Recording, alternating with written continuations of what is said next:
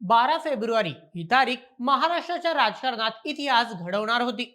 दोन्ही राष्ट्रवादी पुन्हा एक होणार होत्या, सगळं ठरलं होतं। पण ऐनवेळी हा डाव कोणी उधळला? गोविंद बागेत त्या रात्री अजितदादा एकटेच का होते? आणि सुनेत्रा पवारांच्या शपथविधीबद्दल साहेबांना अंधारात का ठेवलं गेलं?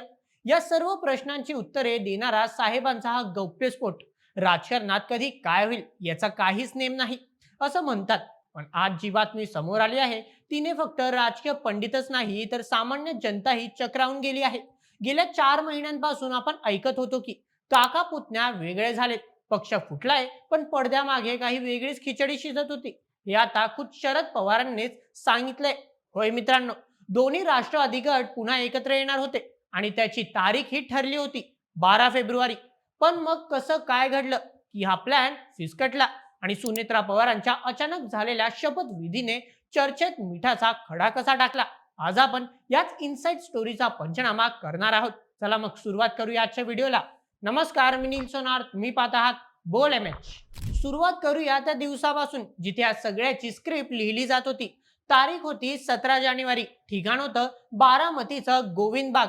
शरद पवारांनी दिलेल्या माहितीनुसार या दिवशी विलिनीकरणावर शिक्कामोर्तब करण्यासाठी एक महत्वाची बैठक झाली।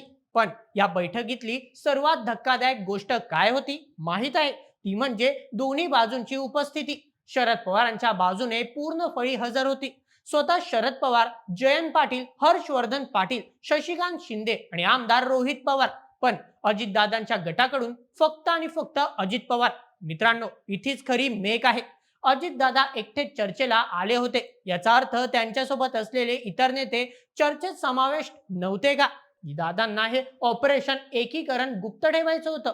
शरद पवारांनी सांगितलं की दोन्ही पक्षात एकत्र काम करण्याचं एकमत झालं होतं। चर्चा इतकी सकारात्मक होती की तारीख सुद्धा ठरली होती। आता येऊया त्या तारखेकडे, म्हणजे 12 फेब्रुवारीकडे। शरद पवारांनी स्पष्ट केलंय की ही तारीख खुद अजितदादांनी दिली होती। म्हणजे विचार करा, 14 फेब्रुवारीला व्हॅलेंटाईन्स डे असतो, पण त्याआधीच 12 तारखेला महाराष्ट्रात राजकीय प्रेम उफाळून येणार होतं। विलिनीकरणाची अधिकृत घोषणा होणार होती। या सगळ्याची जबाबदारी अजितदादा आणि जयंत पाटील यांच्या खांद्यांवर होती। पण मग साहेब म्हणतात त्याचप्रमाणे अपघात झाला।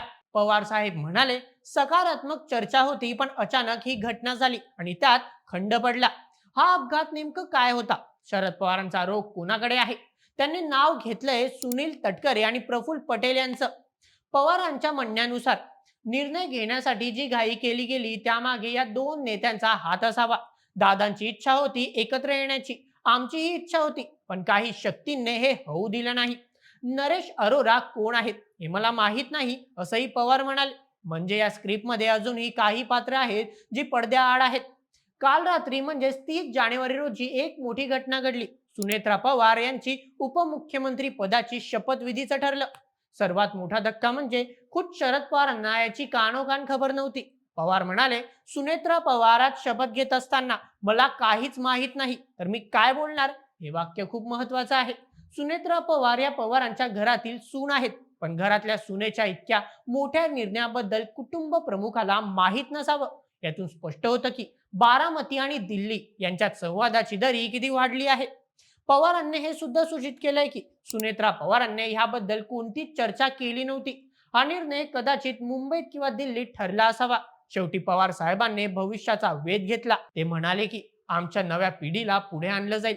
इथे त्यांनी रोहित पवारांच्या उपस्थितीचा संदर्भ देत अप्रत्यक्षपणे वारसदार कोण असेल याचे संकेत दिले आहेत।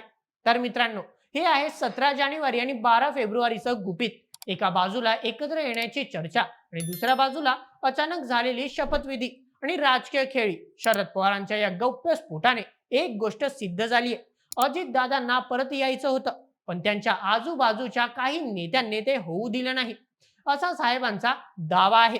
आता प्रश्न उरतो, हा अपघात नैसर्गिक होता की घडवून आणलेला? आणि साहेबांनी म्हटल्याप्रमाणे नवी पिढी आता बाजी मारणार का? तुम्हाला काय वाटतं?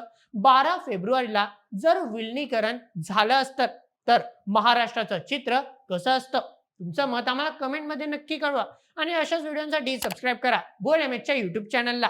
धन्यवाद।